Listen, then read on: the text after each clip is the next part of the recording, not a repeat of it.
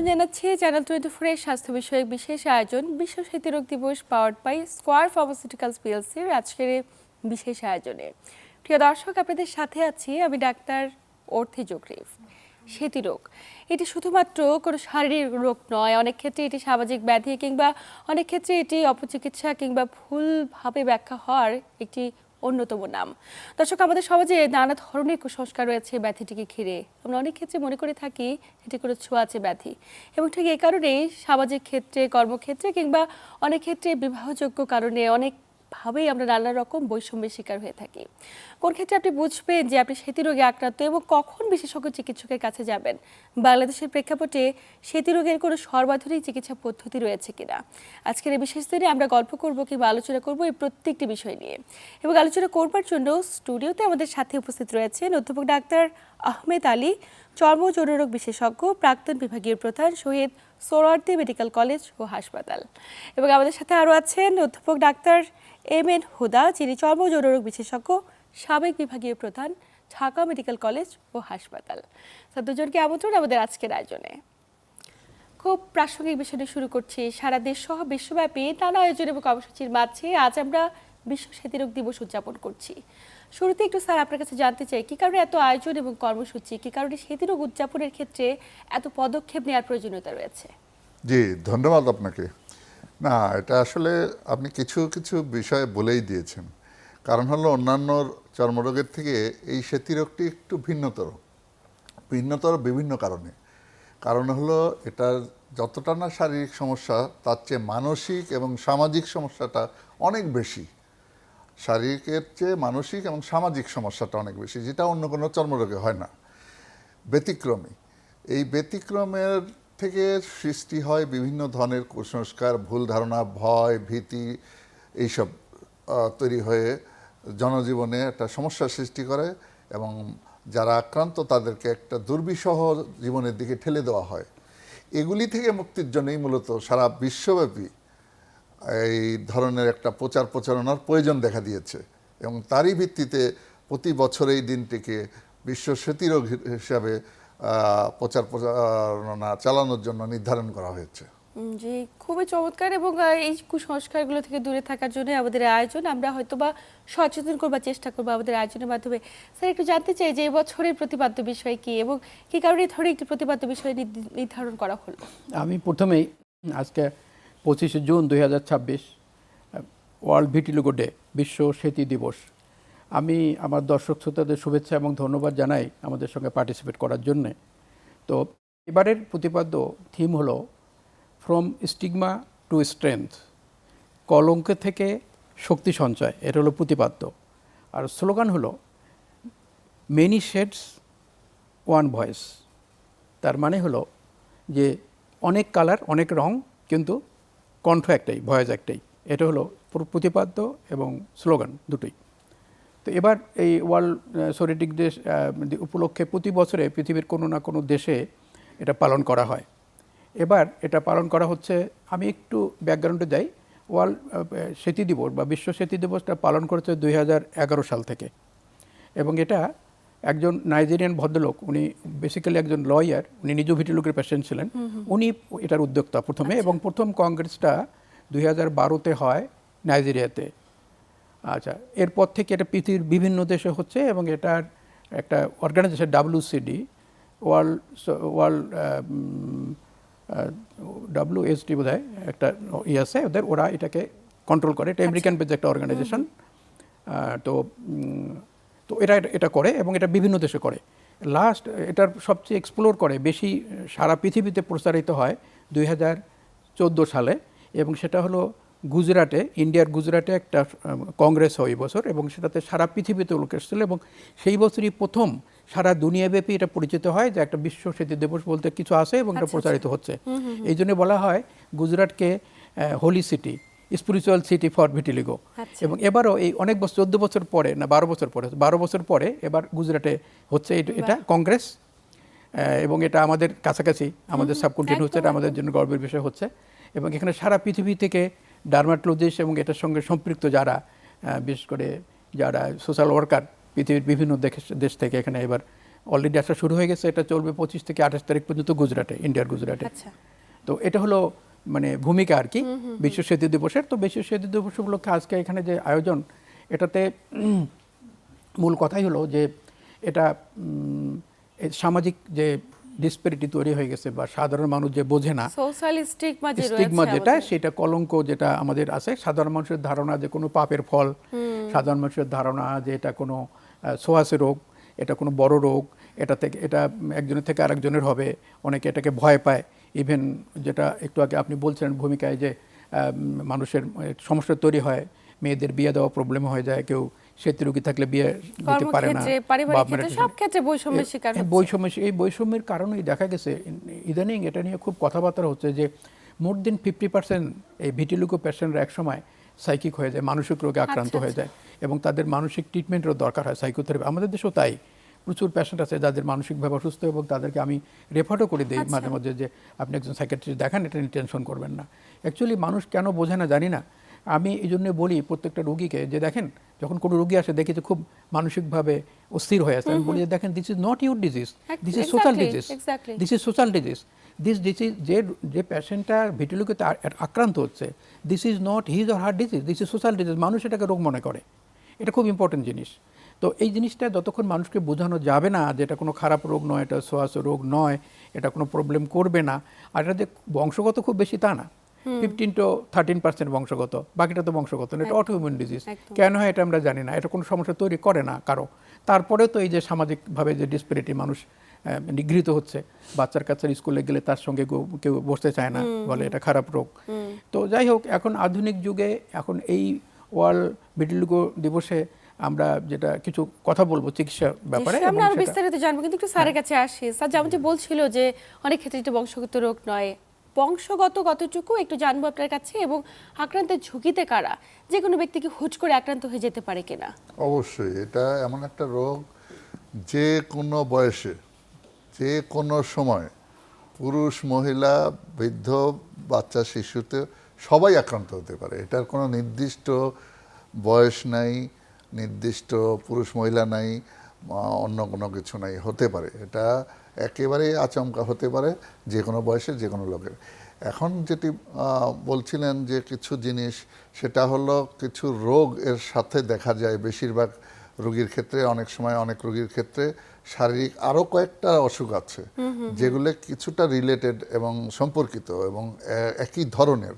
যেমন থাইরয়েড গ্ল্যান্ডের কিছু রোগ আছে, কিছু অ্যানিমিয়া আছে বিশেষ ধরনের, এবং আরও কয়েকটা আমরা ডাক্তারি ভাষায় অটোইমিউন রোগ বলি, এগুলি এটার সাথে জড়িত। এই জন্য ভিটিলিগোর রোগ, এই সেতী রোগ হলে আমরা তাদেরকে ওগুলাও একটু খোঁজখবর নিয়ে দেখি যে আছে কিনা, এবং দরকার হলে কিছু পরীক্ষা নিরীক্ষা করে দেখি যে ওই ধরনের আরও কিছু রোগ আছে কিনা, কারণ এগুলা একই সাথে থাকার সম্ভাবনা থাকে। আচ্ছা আচ্ছা, এমনও গল্প শুনেছি, আপনারা নিশ্চয়ই এই বিষয়গুলো অনেক বেশি ফেস করে থাকেন, তাই আপনাদের মুখে গল্পগুলো শুনতে চাই যে এমন অনেক পরিবার রয়েছে যেখানে ওই নারীটি শুধুমাত্র এই রোগে আক্রান্ত দেখে তার হাতে তুলে দেওয়া কোনো খাবার খেতে অনিচ্ছা পোষণ করছেন পরিবারের সদস্যরা, কিংবা কোনো দোকানদার, কোনো চায়ের দোকানদার, কোনো পথচারী শুধুমাত্র এই জায়গাটিতে হাত রেখেছে কোনো একটি ট্রাভেল বাসে, এই কারণে অন্যান্য মানুষ ওই জায়গা থেকে সরে গিয়েছে। এই একটি জায়গা থেকে মানসিকভাবে তারা কতটুকু বিপন্নতার শিকার হচ্ছে? এখানে দুটো জিনিস, একটা হলো যে সচেতনতার অভাব, জ্ঞানের অভাব, না বোঝার ব্যাপারটা আছে এখানে, বোঝে না মানুষ যে এটা কি। আরেকটা জিনিস হলো এই কারণে, এই না বোঝার কারণে বা সচেতনভাবে ভয়ের তৈরি হয় মানুষের মনের মধ্যে। আমি বলি প্রায় আমি লক্ষ্য করি, আমার কাছে বাচ্চাকে নিয়ে আসছে, তার স্মৃতি না আসলে, তার হয়তো সুলি বা সোট টাইপের যেটা হয় শরীর একটু সাদা সাদা, কিংবা অন্য পিটেসিস এলবা একটা আছে যে বাচ্চাদের সাদা সাদা হয়। প্রথমে এসে বলে খুব উদ্বিগ্ন, বাবা মা দুইজনেই, বিশেষ করে মায়েরা বেশি উদ্বিগ্ন হয়, স্যার, ডাক্তার সাহেব, এটা ওই রোগ না তো, ওই রোগ না তো। তার মানে হলো এটা যে শীত কথাটা সে উচ্চারণ করতে চায় না, এতই তার মনের মধ্যে ভয়। তা আমি বলি যে কেন ভয় পাচ্ছেন বলতে, আপনি শীতের কথা বলছেন তো, কথা বলে না। তা আপনি শীতি কথার উচ্চারণ করতে ভয় পায়, যে তার সে কত আতঙ্কিত এই রোগের ব্যাপারে, তো বুঝতে পারে। পরে যখন আমি বলি যে না, আপনার বাচ্চার এটা সেটি না, আপনি যেটা ভয় পাচ্ছেন সেটা না, এটা সাধারণ সুলি বা সোদ বা এটা ঠিক হয়ে যাবে, এইরকম অবস্থা চলছে সমাজে। এবং এটা অনেক শিক্ষিত ঢাকা শহরেই প্রচুর এরকম আছে, তারা ওই নামের উচ্চারণ করতে ভয় পায়, এরকম ভীত। আসলে তো এটা কোনো খারাপ রোগ নয়, এটা ডক্টর যেটা বললেন প্রফেসর আহমেদ আলী, যে এটা কোনো ছোঁয়াচে রোগ না, এটা বংশগত সামান্য হয়, এটা কোনো ক্ষতি করে না। একটু আগে বলছিলাম this is not the problem of that patient who is suffering with vitiligo. It is the problem, or it is the problem of society. সামাজিক সাধারণ মানুষ এটাকে সমস্যা মনে করে, যেমন যে বললেন যেখানে হাত দেয় সেখানে হাত দিতে চায় না, সেভাবে ভাবে এটা ছোঁয়াচে রোগ। সবচেয়ে বড় কথা হলো এখন পর্যন্ত গ্রামে মানুষ এটাকে ভাবে যে কুষ্ঠরোগ। একদম। কুষ্ঠরোগের সঙ্গে এটা কোনো সম্পর্কই নেই। আর কুষ্ঠরোগে কখনো এরকম সাদা হয় না। অন্য রোগে যেমন কিছু রোগ আছে, যেমন ধরেন একটা ঘা হলো বা একটা জায়গা পুড়ে গেল, ঘা শুকানোর পরে জায়গাটা একটু সাদা হতে পারে, সেটা লিকোডার্মা একটা টার্ম আছে, ভিটিলোগের একটা ভ্যারাইটি আর কি, এটা যাই হোক সেটা হতে পারে। সেটা কুষ্ঠরোগে অনেক সময় ঘা হয়ে যায়, ঘা শুকানোর ফলে ওখানে সাদা হয়ে যেতে পারে, সেটা তো যে কোনো জায়গায় ঘা হওয়ার পরে হতে পারে, ওটা একটা। আর হলো কুষ্ঠরোগে যেটা হয় সেটা হলো যে কুষ্ঠর একটা ভ্যারাইটি আছে, যেখানে চামড়ায় নার্ভের মানে অ্যানেস্থেশিয়ার কারণে নার্ভের অ্যানেস্থেশিয়া হয়, মানে জায়গাটাতে নার্ভ সেন্সেশন কমে যায়, যার জন্য ওখানে রক্ত চলাচল কমে যায় এবং জায়গাটা একটু হোয়াইটিশ হয়, কিন্তু সাদা হয় না, মানে সুলির মতো হয়। হ্যাঁ, এটা হয়, কিন্তু কুষ্ঠ তো একটা ছোঁয়াচে রোগ এবং এটা কখনোই সাদা হয় না এরকম।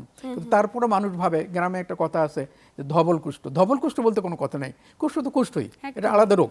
সবচেয়ে বড় কথা হলো কুষ্ঠ রোগ তো এখন অলমোস্ট নাই আমাদের দেশে, খুবই কমে গেছে। একসময় তো প্রচুর কুষ্ঠ রোগী ছিল আমাদের দেশে। এখন তো যাই হোক, মানুষের সচেতনতার কারণে হোক বা সারা দুনিয়াব্যাপী এটার প্রতিরোধ করার জন্য বিভিন্ন চিকিৎসা পদ্ধতি, আগে একসময় তো কুষ্ঠরোগের তেমন কোনো চিকিৎসা ছিল না, এখন তো অনেক রকমের চিকিৎসা আছে। এই যে চিকিৎসা পদ্ধতি নানা ধরনের, এগুলো সম্পর্কে অনেকে জানে না। আমি একটু এই বিষয়গুলো জানবো, কিন্তু একটু স্যারের কাছে আসি যে স্যার, যখন কোনো ব্যক্তি সেতি রোগ শুরু হচ্ছে, মানে কোন কোন জায়গাগুলো থেকে শুরু হতে পারে, কোনো আইডেন্টিফিকেশন পয়েন্ট রয়েছে কিনা, এটা একটু জানবো। এবং পাশাপাশি জানবো যে সুনির্দিষ্টকরণ করেন আপনারা শুধুমাত্র কি ফিজিক্যাল এক্সামিনেশন বা ক্লিনিক্যাল এক্সামিনেশনের মাধ্যমে, নাকি কোনো পরীক্ষা করার প্রয়োজনীয়তা রয়েছে রোগীগুলোর ক্ষেত্রে? জি ধন্যবাদ, খুব সুন্দর প্রশ্ন। আমি বলছি তার আগে প্রফেসর এমানুয়েল সাহেবের সাথে আমি একটু মজার কথা যোগ করে নেই। কুষ্ঠের কথা যেহেতু বললেনই উনি, আগেকার দিনে আমরা শুনেছি যে আগেকার দিনে যখন এই ধরনের রোগ হতো, শ্বেত বা কুষ্ঠ জাতীয় রোগ, মানুষ যেগুলোকে ঘৃণা করতো, তখন সে হাঁটতে গেলে তার একটা ঘন্টা নিয়ে যেতে হতো, যাতে ওটা বাঁচতো, মানুষ সরে যেতে পারে। এরকমের একটা গল্প আমরা শুনেছি যে আগেকার দিনে যাদের এসব রোগ হতো তাদের ঘন্টা নিয়ে ঘুরতে হতো, মানে চলাফেরা করার সময় যাতে আশেপাশের লোকরা সরে যেতে পারে। মানে কত দূর পর্যন্ত এই কুসংস্কারটা গিয়েছিল আগেকার দিনে, এটা এর থেকেই বোঝা যায়। এটা গল্প হলেও এটা একটা খুব মানে বোঝার ব্যাপার। আচ্ছা, যেটি বলছিলেন সেটি হলো, আপনি বলছিলেন হলো, আমি বলছিলাম আসলে আইডেন্টিফিকেশন আমরা করব কিভাবে, একজন বিশেষজ্ঞ চিকিৎসকরা কিভাবে আইডেন্টিফিকেশন করে লেপ্রোসি কি না, নাকি এটি সেতি রোগ? আসলে সেতি রোগ অনেক সময় স্পষ্ট চোখ দিয়ে দেখলেই একজন বিশেষজ্ঞ ডাক্তারের জন্য খুব একটা কঠিন কিছু না, স্পষ্ট বোঝা যায় কিছু, মানে সেতি রোগটা এমন। তারপরেও যদি কোনো সন্দেহ থেকে যায় আমাদের মধ্যে যে এটা আরেকটি রোগের সাথে কাছাকাছি, একেবারে কাছাকাছি একটু সন্দেহ আছে, সেই ক্ষেত্রে আমাদের একটি মেশিন আছে, ওই একটা আলো ওটার থেকে বের হয়, উডস ল্যাম্প বলে, সেটা দিয়ে আমরা নিশ্চিত হয়ে নিতে পারি। বায়োপসি করা যায়, বায়োপসি করে নিশ্চিত হতে পারি। এরকমভাবে বিভিন্ন পদ্ধতিতে নিশ্চিত হওয়া যায়, তবে এগুলি সবসময় লাগে না, অনেক সময় নিশ্চিত হওয়া যায়। আর স্থানের কথা বলছিলেন শরীরের, এটা আসলে শরীরের সম্পূর্ণ, শরীরের পায়ের তালু থেকে মাথা পর্যন্ত সব জায়গায় হতে পারে। আচ্ছা, কোথাও বেশি হয় একেবারে ওইভাবে বলাটা মুশকিল, মানে যে কোনো ব্যক্তি যে সব কোনো জায়গায় জায়গায় হতে পারে। তবে কতগুলি জায়গা আপনারা খেয়াল করবেন, অনেকেরই একটু বেশি মনে হয়, যেমন চোখের আশেপাশে, ঠোঁটে, হ্যাঁ, তারপরে যে হাতে, এইসব জায়গা, এই যে এই পাশে এইসব জায়গায় একটু বেশি হয় তুলনামূলকভাবে। তাছাড়া শরীরের প্রতিটা অঙ্গ প্রত্যঙ্গই হতে পারে। আমরা তো ভিতরে গুলো একটু বাইরের থেকে কম দেখি, সাধারণত বাইরের থেকে মানুষ দেখে, বাইরের গুলাই দেখে বেশি। তো সেই হিসাবে হাতে, পায়ে, মুখের আবার এই যে ঠোঁটে, তারপর চোখের পাশে, এইসব এরিয়াতে একটু বেশি দেখা যায়। তো এখানে কিছুটা চিকিৎসার ব্যাপার জড়িত আছে। কিন্তু যেসব জায়গায় চুল নেই শরীরের এই অংশগুলি, যেমন হাতে চুল নেই, ঠোঁটের চুল নেই, পায়ের তালু, এগুলো চুল নেই, যেসব জায়গায় চুল নেই এইসব জায়গায় চিকিৎসাটা তুলনামূলকভাবে একটু সমস্যা সংকুল। যেখানে চুল আছে তার চেয়ে, মানে চুল থাকলে তার গোড়ায় মেলানিন মানে রংটা থাকে, যার ফলে মানে চিকিৎসা সহজেই ভালো করা যায় এবং সহজ হয়ে যায়। তো যেসব জায়গায় শরীরে চুল নেই সেই জায়গার চিকিৎসাটা তুলনামূলকভাবে একটু সমস্যা, তো এইটুকু পার্থক্য আছে। তবে চেষ্টা করলে এখন আধুনিককালে সবই সম্ভব বা বেশিরভাগ রোগী ভালো করা যায়। কিন্তু এই যে ভালো করা যায়, চিকিৎসা করা যায়, বিষয়গুলোর থেকে নিশ্চয়ই সবচেয়ে বেশি এই প্রশ্নটাই আপনারা ফেস করে থাকেন বা লক্ষ্য করেন যে সাধারণ রোগীরা মনে করে সেটি রোগেরও চিকিৎসা রয়েছে, এটিরও ওষুধ আছে, এটির মাধ্যমে এটিকে নিয়ন্ত্রণ করা সম্ভব। এই প্রশ্নগুলো আমরা অনেক বেশি পেয়ে থাকি এবং জেনে থাকি। আমরা এই জায়গাটিতে প্রত্যেকটা ব্যক্তিকে সচেতন করতে চাই যে সেটি রোগের চিকিৎসা পদ্ধতি আসলে কি কি রয়েছে এবং প্রাথমিক অবস্থায় কি কারণে চিকিৎসা নেওয়াটা জরুরি। স্যার, বিস্তারিত জানবো আপনার কাছে। আমি একটু প্রফেসর আহমদের সঙ্গে একটু অ্যাড করতে চাই, সেটা হলো যে সেটি রোগ শরীরের যে কোনো জায়গায় হতে পারে, তবে এক্সপোজ পোর্শনগুলোতে বেশি হয়, যেমন মুখে, হাতে, যেগুলো খোলা থাকে। এর কারণ হলো যে যাদের সেটি রোগের টেন্ডেন্সি আছে শরীরে আগে থেকে, তাদের ওই মানে যদি তাদের বেশি হয়, কারণ হলো যদি সে ওভার এক্সপোজড হয়ে যায় সানলাইটে, তখন ওই যে স্কিন টেনিং হয়ে শুরু হয়ে যায়। এই জন্য এক্সপোজ পোর্শনগুলোতে বেশি হয়। আমরা শুধুমাত্র প্রথমে যখন রুগী আসে না, প্রথমে হাতে পায়ে বেসব জায়গায় পাই, পরে অবশ্য শরীরের যে কোনো জায়গায় এটা হতে পারে, এটা বলছি। তবে ইউজুয়ালি শুরু হয় এক্সপোজ পোর্শন থাকে, যেখানে সানের টেনিং হতে পারে, সানলাইট এক্সপোজ যাওয়ার জন্য রেডিশ হয়ে যায়, সেখান থেকে হতে পারে। এই জন্যে আমরা এই সেটি রোগের যাদের টেন্ডেন্সি আছে তাদেরকে সাবধান থাকতে বলি, রোদে গেলে সানস্ক্রিন ইউজ করতে বলি, ওভার এক্সপোজার না হতে বলি সানে। আর তাদের সাবধান করতে বলি, কারণ একটা টার্ম আছে কোয়েবনার ফেনোমেনন। কোয়েবনার ফেনোমেনন কথাটা হলো যে ওভার এক্সপোজারে ট্রেনিং হয়ে সেটি হতে পারে, তারপর কোথাও কেটে গেল, পুড়ে গেল, ছিলে গেল, ওখানে ওই লাইন বরাবর সাদা ডেভেলপ করতে পারে। কাজে সেই রোগীদের একটু সাবধান থাকতে হয়। আসলে চিকিৎসা পদ্ধতির কি কি ধরন রয়েছে সাধারণ মানুষ তো জানে না যে এটিরও চিকিৎসা রয়েছে, এবং বেশিরভাগ ক্ষেত্রে চিকিৎসা আর্লি স্টেজে নিচ্ছে না এই কারণে যে তাদের শরীরে আসলে কোনো কমপ্লিকেশন হচ্ছে না, ব্যথা পাচ্ছে না, ফড়া হচ্ছে না, বা কোনো ধরনের কোনো কমপ্লিকেশন নেই, শুধু তো রঙই পরিবর্তন হচ্ছে। না, কমপ্লিকেশন তো একটাই, সেটা হলো সামাজিক সমস্যা। এটা তো তার বড় কমপ্লিকেশন, কারণ মানুষ তো এটাকে ঠিকভাবে নিচ্ছে না। কাজেই তারা চিকিৎসা করতে চাচ্ছে এটা, কিন্তু ওই যে ধারণা যে না সেটি রোগ ভালো হয় না, যার কাছে সে বলে না এটা তো ভালো হবে না, এটা কি ভালো হয় নাকি, এটা কুষ্ঠরোগ, এটা ভালো হয় না, এটা খুব খারাপ রোগ, এটা বড় রোগ, এটা ভালো হবে না। তারপরেও বড়দের সে সাধারণ মানুষ তো বোঝে না, সে যায় কবিরাজের কাছে, দাওয়াখানার কাছে, যাদের সম্বন্ধে কোনো জ্ঞান নেই, কিংবা এই যে ছোটোখাটো যারা আছে কোয়াক টোয়াক, এদের কাছে যায়, যার জন্য সে ম্যালট্রিটেড হয়, ঠিকমতো চিকিৎসা হয় না, বাই দিস টাইম তার আরও বেড়ে যায়। সবচেয়ে বড় কথা হলো চিকিৎসার ব্যাপারে অনেকগুলো জিনিস আছে।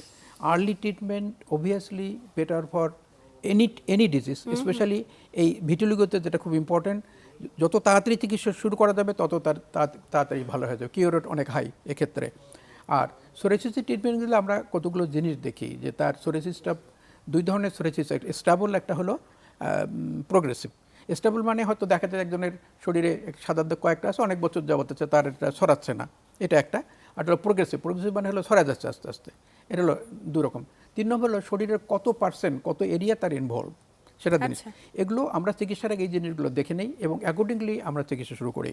ইনিশিয়ালি শুরুতে আমরা কিছু মেডিকেশন দিই, যেমন এখন লেটেস্ট যেটা ড্রাগ সেটা হলো রুক্সোনিটিন, যেটা রুক্সোনিটিন পাওয়া যায় ক্রিম, এটা জ্যাক ইনহিবিটর, এটা লোকাল অ্যাপ্লিকেশন। এছাড়া ক্যালসিনিউরিন ইনহিবিটর একটা আছে, আমাদের এখানে পাওয়া যায়, ট্যাক্রুলিমাস, পিমাক্রুলিমাস, এটাও কার্যকরী। এছাড়াও কিছু কিছু ক্ষেত্রে আমরা এখনও স্টেরয়েড ইউজ করি লোকাল, অল্প জায়গায় থাকলে। এবং প্রোগ্রেসিভ যেটা, সেটাতে আমরা মুখে খাবার ওষুধ দেই, যেমন এটমোথেক্সোসোরালিন। তার এছাড়াও আমরা আর কিছু দেই, তো তার আমরা পরীক্ষা নিরীক্ষা করে নিই আগে তার ডেফিসিয়েন্সি আছে কিনা। যেমন ভিটিলিগোর সঙ্গে vitamin D, vitamin A, vitamin C, এগুলো রিলেশন আছে। এবং এর সঙ্গে কিছু মিনারেলস যেমন জিঙ্ক, আয়রন, এগুলো রিলেশন আছে। এছাড়াও বি কমপ্লেক্সের কিছু ভিটামিন আছে, যেমন B6, পাইরোডক্সিন, B12, সায়ানোকোবালামিন, এগুলো রিলেশন আছে। এগুলো আমরা আগে পরীক্ষা করে নিই যেগুলো একটা ডেফিসিয়েন্সি আছে কিনা। তখন আমরা দেখি যে তার কোনো ডেফিসিয়েন্সি থাকলে এখন সেটা ট্রিটমেন্ট দেই এবং লোকাল ট্রিটমেন্ট দেই। যদি অল্প জায়গায় থাকে তাহলে এটাতেই কার্যকরী হয়ে যায়, বেশি লাগে না। কিন্তু যখন দেখি যে এটা বেশি ছড়িয়ে গেছে, তখন আমাদের একটু অন্য ট্রিটমেন্টে যেতে হয়। যেমন তখন আমরা ফটোথেরাপিতে যাই, ন্যারোব্যান্ড আল্ট্রাভায়োলেট ইউভি আর ন্যারোব্যান্ড আল্ট্রাভায়োলেট থেরাপি, এটা সবচেয়ে প্রচলিত, এটাতে ভালো কার্যকরী। এখন এটারই যে লেটেস্ট মডিফিকেশন এসছে এক্সিমান লেজার, যেটা বাংলাদেশে এখন বেশ কয়েকটা ক্লিনিকে আছে, আমার ক্লিনিকও আছে, এটা আমরা এখন এটা ইউজ করতেছি। এটা স্পেসিফিক্যালি যে জায়গাগুলোর সাথে সেটার উপরে কাজ করে এবং বেশি ইফেক্টিভ ন্যারোব্যান্ড আল্ট্রাভায়োলেট থেরাপি। এই জায়গাটাতে আসলে লেজার ট্রিটমেন্ট করছে যারা, সফলতার রেট কিরকম, অনেকের প্রশ্ন থাকে। এটা তো সম্পূর্ণ নতুন একটি চিকিৎসা পদ্ধতি, এটা অনেকগুলোর উপর, অনেক জিনিসের উপর, সফলতা অনেক হাই, কিন্তু এটা নির্ভর করে অনেক কিছুর উপরে। পেশেন্ট সচেতন কিনা, সে ঠিকমতো টাইমলি থেরাপিটা নিচ্ছে কিনা, পেশেন্টের ক্যাপাসিটি কি ক্যাপাবল কিনে নেওয়ার জন্য, এগুলো অনেক ফ্যাক্টর আছে এবং কত এরিয়া তার ইনভলভ এটা নির্ভর করে। আর একটা জিনিস হলো যে মানুষের এটা তো ইমিউনোলজিক্যাল প্রবলেম, ইমিউনিটির সঙ্গে সম্পৃক্ত, মানে শরীরের প্রতিরোধ ক্ষমতার ব্যাপার আছে এখানে একটা। তো এই কারণে সবার কিন্তু শরীরের প্রতিরোধ ক্ষমতা একরকম থাকে না, কারো কারো খুব তাড়াতাড়ি ইফেক্টিভ হয়, কারো কারো হয় না। তবে একটা জিনিস আমি বলতে পারি, এখন যে লেটেস্ট ট্রিটমেন্টগুলো এসছে, ইনিশিয়ালি তো কিছু খাবার ওষুধ, লোকাল অ্যাপ্লিকেশন, তারপরে ফটোথেরাপি, তারপরে লেজার থেরাপি, তারপরে সার্জারি।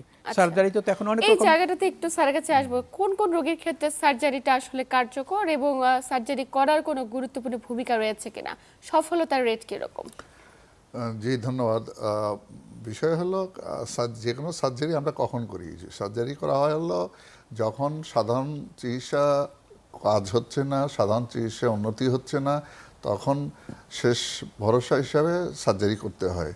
তো যেগুলো উনি এতক্ষণ বলছিলেন যে আমরা লাগানোর ওষুধ দিয়ে চেষ্টা করি, খাবার ওষুধ দিয়ে চেষ্টা করি, লেজার দিয়ে চেষ্টা করি, সব চিকিৎসা যখন শেষ হয়ে যায়, একটা রোগীর কোনো রকম উন্নতি হচ্ছে না, সেই ক্ষেত্রে সার্জারির চেষ্টা করা হয়। তো সার্জারিও আবার সারা শরীর হয়ে গেলে তো সার্জারি করা যাবে না সরাসরি, সেটাও একটা লিমিটেশন আছে, একটা সীমাবদ্ধতা আছে। সবার বেলায় সবসময় সেটাও যে প্রযোজ্য তা নয়, সেটি হওয়ার মতো স্থান, জায়গা এবং একটা পরিমাণের উপর নির্ভর করে যাদেরকে সম্ভব সেই ক্ষেত্রে করা যেতে পারে। স্কিন গ্রাফটিং, মেলানোসাইট ট্রান্সফার, এরকম জাতীয় বিভিন্ন ধরনের সার্জারি ছোট বড় বের হয়েছে, যেগুলি ভিটিলিগোতে ব্যবহার করা হয়। যার বেলায় যে ধরনের সার্জারি করা সম্ভব সেটা করা হয়, কোনো ফিক্সড কথা নেই যে একই জিনিস সবার বেলায় প্রযোজ্য।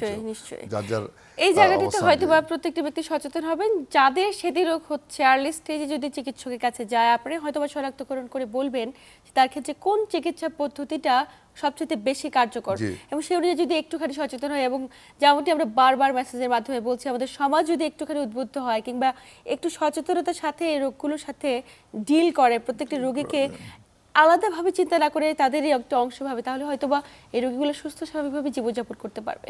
একদম শেষ প্রান্তে স্যার, দুজনকে ধন্যবাদ গুরুত্বপূর্ণ তথ্য এবং পরামর্শের মাধ্যমে দর্শকদের উপকৃত করবার জন্য। ধন্যবাদ আপনাকে এবং আমাদের দর্শক শ্রোতাদেরও আমি ধন্যবাদ জানাচ্ছি। আজকে বিশ্ব সেতী দিবস উপলক্ষে সবাইকে ধন্যবাদ। এবং যারা আপনারা দর্শক শ্রোতা আছেন, তাদের মধ্যে আপনাদের নিজেদের বা আপনার আত্মীয় স্বজনের যদি কারো এই সেতী রোগ থাকে, আপনারা মনে রাখবেন এটা কোনো খারাপ রোগ নয়, এটা ছোঁয়াচে রোগ নয়, এটা চিকিৎসা আছে এবং সেতী রোগ ভালো হয়, এবং আপনারা চিকিৎসা নিন এবং ভালো হয়ে যাবেন। সবাই সুস্থ থাকুন, ভালো থাকুন, সুন্দর থাকুন। ধন্যবাদ সবাইকে, আন্তরিক ধন্যবাদ।